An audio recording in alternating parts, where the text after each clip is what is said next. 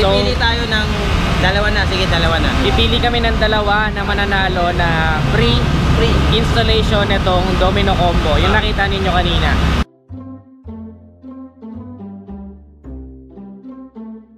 Yo, good day ladies and this is Adriano. Kung bago lang sa channel ko, don't forget to subscribe. Also hit that notification bell para lagi ka notified once may bago tayong upload. So for today's vlog, nandito tayo ngayon sa Window Shop MC. Dito lang yan sa Paranaque. Ilalagay ko dyan yung address sa pinned comment or sa description box. So namamroblema kasi ako gawa pagkagabi, hindi ako masyado makakita dun sa stock na headlight ng motor ko. So ngayon, merong ino-offer si Window Shop na napakagandang package. At kasama ko ngayon si Boss Helbert para ipakita yung package nila ngayon na sobrang dami talaga doon. Sobrang dami nagpapa-install nito. So ano ba yan, Boss Helbert? So yung yung i-install natin sa pangalan ng motor mo? Mio Soul I 125. Mio Soul lang, wala pangalan. Baby.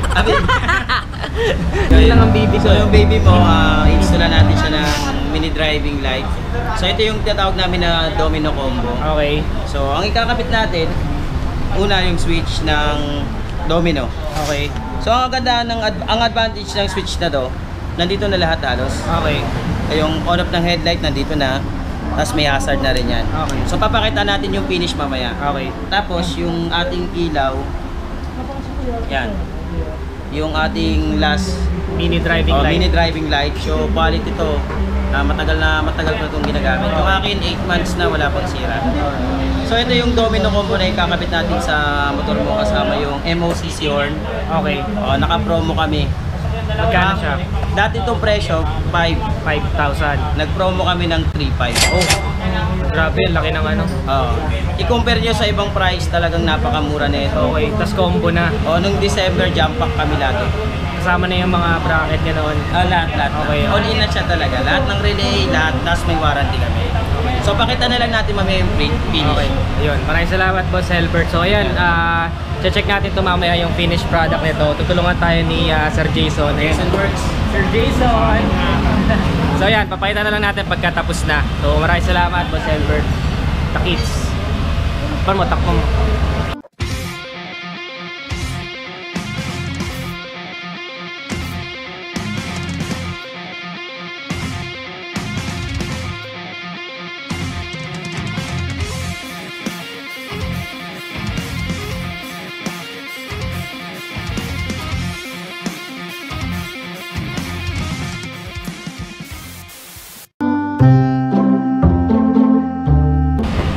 So yun guys, may choice pala kayo kung gusto niyo nakasama na sa loud horn, yung kapag nag loud horn kayo, kasama na yung passing light, o kaya naman nakahiwalay yung passing light. Ayun, tapos si Boss Jason na ang bahala dyan kung paano discarte niya. No? Sabi nga ni Boss Jason, imagination lang ang limit. Yun, imagination lang ang limit.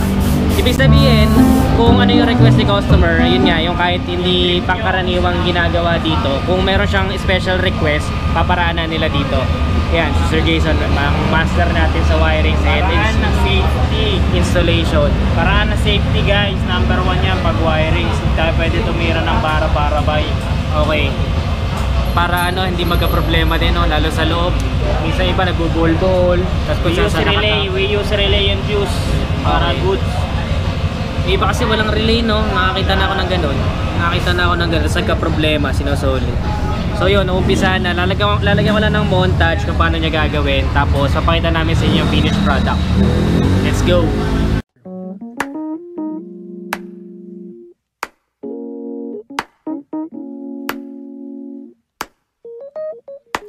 Sir, yung relay sa mga newbie, hindi nakakaalam. Ano yung pinaka parang purpose niya compared din sa mga iba na hindi nagre-relay? Yung relay kasi, dito pumapasok yung kuryente. Hindi siya dumidirekta. Kung halimbawa magbabattery operated ka, hindi dumidirekta dun sa device or sa accessories na nilagay mo. Kung naglagay ka nito tapos dumiretso ka sa baterya, mas malakas yung konsumo at the same time hindi siya safe. Bakit? Kasi nakadiretso yung baterya. Pag nagkaroon ng short circuit, walang sasalo sa kuryente, walang magka-cut off. So kung may relay ka, ito kasi yung trigger mo, ito rin yung unang puputok. At the same time, may supporting pa tayo na fuse. Napakahalaga nito. Napakahalaga na gumagamit kayo ng fuse. At the same time, alam nyo yung tamang ampere. Dapat 15 ampere lang po. para Okay, mabilis okay. pumutok. Para yan lang yung parang madadamage kung kasi mas madali itong palitan compared dun sa ibang Ayun yung pwedeng. primary mo, ito yung secondary. Okay. Pag hindi kinaya ito, puputok yun. Okay. Ito Unlike naman, kung ito, wala. trigger to trigger. Para Okay. mawa hindi kasi pag FI, pag FI, nagkakaroon ng error pag maraming tap. Ngayon, ito ginagamit lang natin yung mga trigger point para hindi siya nakadirekta dun sa mga wirings mo. Okay. Gagamit tayo ng relay. Ayun. Yung relay ang kakalabit dun sa accessories para umilaw. Hindi siya nakadirekta dun sa mga button, sa Okay. mga button. Sa madaling salita, parang safety na rin siya, no? Parang sa safety. Para hindi ka magkaroon ng mga error na hindi Error, oo. grounded. Mga error sa computer box, no? Okay, thank you. Sa ilang gusto yan yung FI. So yan, may reset tayo dito sa window shop na nakakilala sa atin na galing lang Muntinlupa, si Delphin. Shoutout sa'yo, boss. May shoutout ka pa po mga tropa? Wala naman. Wala naman. Ayun, shoutout. Maraming salamat. Ride safe lang sa lahat. Salamat sa suporta. Ride safe, bro.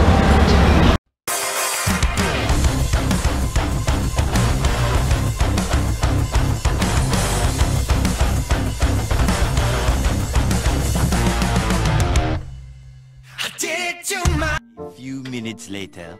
So yun na, this is finally tapos na. Pero bago yan, may mga subscriber tayo dito. Shoutout, tol. Shoutout po. Pangalan mo, tol? JJ. Shoutout sa inyo. Bibigyan ko na yung sticker. Sila di ba? Ganun, shoutout sa inyo. Ano pangalan mo, bro? Michael. Michael. Ikaw, bro. Shoutout. Bigyan natin yung sticker, boss. Nandyan sa loob. Bigyan ng sticker. Sticker yan. Side stand mo. Ba tayo? Stop. John. Sakto, tatlo na lang to. Wala na akong pamigay mamaya. Ito. Teka lang. Okay, one. Thank you. Selfie tayo, selfie. Okay, so ito na yung result. Ano tawag yan, boss? Domino combo natin. Domino combo. Papakita lang natin yung module ng set na to. Okay, sige. So ito muna, dito ba tayo? Dito muna. As is yung push start, nandito pa rin naman. Tapos ito yung switch, may high and low na siya, may on off na. Okay. Tapos may hazard. Hazard yan.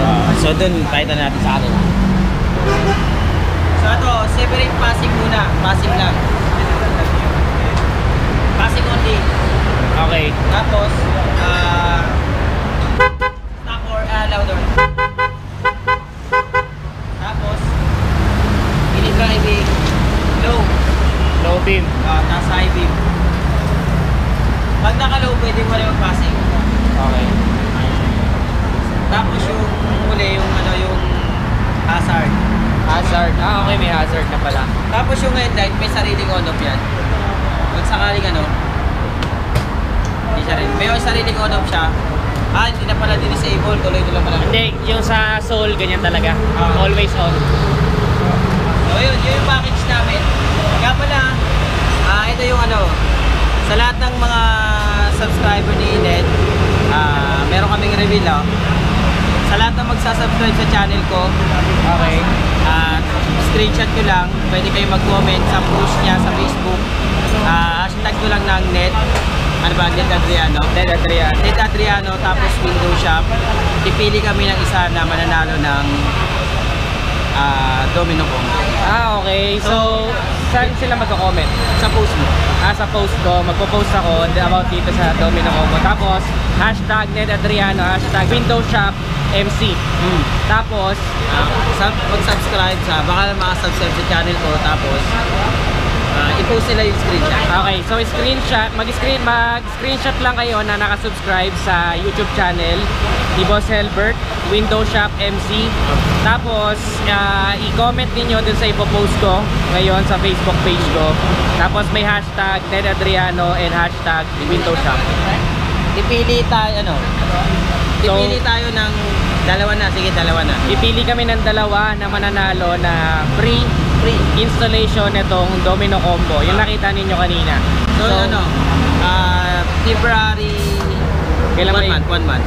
1 month from now. Siguro mga February 10, ganyan. O, 10. Yeah, February 10, yung bubunutin namin kung sino Ikaw yung na lang mananalo. ikaw na lang ano. Sige, ako na magpaparapol. Ako na bubunot kung sino mananalo ng domino combo. So yun kung gusto nyo manalo, stay active. Make sure na nakasubscribe kayo sa YouTube channel ni Boss Helbert, Window Shop MC. At the same time, yung Facebook page niya, huwag nyo kalimutan, Window Shop MC as well. So doon nyo makikita yung iba pang details kung interested kayo magpa-install ng domino combo. And at the same time, kung gusto nyo din ng refreshment ng makina and yung maintenance, doon sila kilala. Naka-promo tayo sa maintenance pa rin. Naka-promo pa rin sila sa maintenance. So napanood nyo naman na yung vlog ko about doon. So ngayon, itetesting natin to sa madilim na lugar para makita ninyo kung ano talaga yung offer neto na performance. And yun nga, yung konting paalala lang din boss, ito is sumusunod sa standard na LTO. Nakikita nyo naman yung kanina, nasa below siya ng headlight.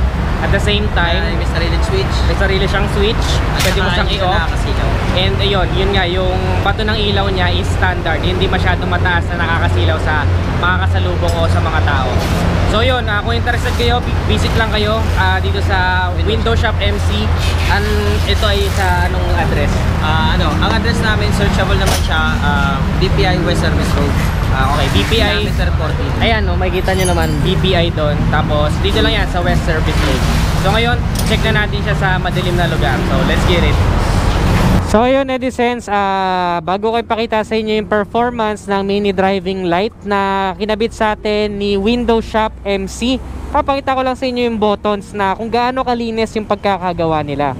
Kung makikita nyo, mismong itong mga buttons na ito na lalagyan, pinalitan na yan, kaya sobrang linis. So yung stock na iba na. Mapapansin niyo, ganun pa din sa kaliwa, meron tayong high beam, low beam, pero hindi ko na pinalagyan ng turn off button para sa aking headlight dahil may mga ordinansa ang LTO na dapat always on ang headlight. So headlight natin hindi napapatay. Pero may choice kayo kung gusto niyo napapatay headlight para tipid sa battery. Pwede niyo palagyan. Kaya lang sa akin hindi ko na pinalagyan. Tapos sa sumunod naman is signal light. Ito siya, signal light. Pero kapag pinindot mo yan ng kaliwa at kanan nang di mo pinapatay, magiging yan, hazard. So magiging hazard yan. Pwede ko naman ipakita sa inyo. Tapos loud horn na ako, loud horn. Loud horn na. Yan, shoutout Team Panda at saka JC. Loud horn na to. Wala akong stock horn. Pero may choice kayo, pwede nyo palagyan ng stock horn. Pero ako hindi ko na nilagyan. Ayan lang, loud horn lang. Tapos sa kabila naman, nagkaroon nung parang kamukha ng idling stop system or stop and start system sa Yamaha. Pero ito yung switch ng aking mini driving light. So kapag ka off, naka-off siya. Kapag ka on, naka-on siya. Tapos ito naman yung high beam ng mini driving light. And then ito yung pinaka push start ko. Ang pinaka hidden lang dyan is yung passing light. Ito lang ang binutasan nila. May passing light ako dito. So ito yan, yung mini driving light ko. Yung ipapassing light ko. Kusod mo nga, nagwa-vlog ako eh. Tahara-hara ka eh. Okay lang yung pagka. Hindi, nakakalas yan eh. Okay. So eto siya, yung sinasabi ko. Start muna natin. So yan, always on yung aking high beam and low beam pa rin to. Kasi ito yung sinasabi ko na hazard, para ka mag-hazard, pindutin mo lang siya. Ayan, nakasignal ka na. Pindutin mo rin yung kabila. Kaka-hazard ka na. Yan, dalawa na yung nailaw. Ayan o. So, hazard na. Naka-hazard na ako. Ngayon, dito naman yung passing light. Nakita nyo dito, pipindutin ko passing light. Ayan yan o, passing light. Papakita ko sa inyo mamaya sa gabi. Pero dito ko pinipindot ang passing light. Yan dyan. Tapos mini driving light ko, ito, dito ang pindutan. Yung parang stop and start system ng Yamaha. Ayan, to turn on ko lang yan ganyan. Naka mini driving light na ako. Kung mapapansin ninyo, yung bracket ko, hindi na ako nagpalagay ng mga stainless o bakal na bracket. Yung iba kasi, pinapasadya nila yon. Kaya lang, nung tinanong natin yung mekaniko, may tendency kasi yung mga bracket na yon na kapag ka nalubak ka is bumababa, tumututok sa ibaba. Ito pala is standard yung bato ng ilaw niya. So hindi naman masisilaw yung aking katapat. Shoutout kay Paulo. Nasisilaw ka ba dyan? Di ba hindi? Hindi. Kasi standard yan. So hindi masisilaw. Kasi kapag masyadong mataas to, magagalit yung mga makakasalubong mo. So ayan yung ano niya, bracket niya. Mas malapit siya sa body ng motor ko. Meaning to say, mas ano siya, mas stable siya kahit na malubak-lubak ka, ganyan. Hindi siya basta-basta ma-out of place. No, hindi siya matututok o mababaling sa iba. So yun ang kagandahan doon. Ayan no, pati sa kabila ganun din. High beam niya, kulay dilaw ang high beam niya. Pero sabay yun, dilaw at ano. Ayan no. Dilaw at saka puti. So papakita ko yan sa inyo kapag kagabi na. Pinakita ko lang na maliwanag yung switches para lang may idea kayo kung gaano kalinis yung gawa ni Window Shop MC. Ang pinaka nagustuhan ko doon is nire-rewire nila talaga to. Rewire. Talagang full assembly yung wiring nila. Hinihinang kumbaga. Kaya sobrang linis ng pagkakagawa. Tapos nilalagyan nila ng mga relay, mga fuse para ma-make sure na hindi masisira yung ibang parte ng iyong motor, yung ibang mga ilaw dyan, ibang kinakailangan ng baterya. Once na magkaroon ng problema sa ilaw, ito lang talaga yung masisira. Yung ano lang, relay lang masisira, tsaka yung fuse. Yun lang ang dapat palitan. So iwas sakit sa ulo. So ayun yung kanyang buttons. Ngayon naman papakita ko sa inyo kung kamusta yung bato niya sa gabi. Kasi sobrang helpful nito dahil ako ay malabo na mata ko. So papakita ko sa inyo yung night shot. Let's get it. Teka lang. So, teka lang, bago ako umandar, kasi baka masita tayo sa daan, dito ko na rin ipaparinig yung loud horn. Wala na ako stock horn, loud horn na to. Ganun siya. Ayun yung loud horn niya. Hindi ko na pinalagyan ng stock horn. So, kasi pag sa kalsada ko tinesting, baka masita tayo eh. So, yun na siya. Okay na. So yan netizens, finally gabi na, pakita ko na sa inyo yung bato ng ilaw. Ito, naka-hazard ako. Yung hazard lang muna, ayan. Habang sa likod naman, ganito. Okay. So turn on natin dito. Ayan siya. Passing light. Tapos high beam. O ngayon, testing natin sa kalsada ngayon ha. Tara. So ayan Edisens, makikita nyo, ito yung stock na ilaw ko. Na-realize ko, hindi ko na pala kailangan maghanap ng sobrang dilim na lugar para i-demonstrate sa inyo. Ayan, stock na ilaw ko, high beam natin. Diba, mahina. Ngayon, with the mini driving light, ganito siya kalakas.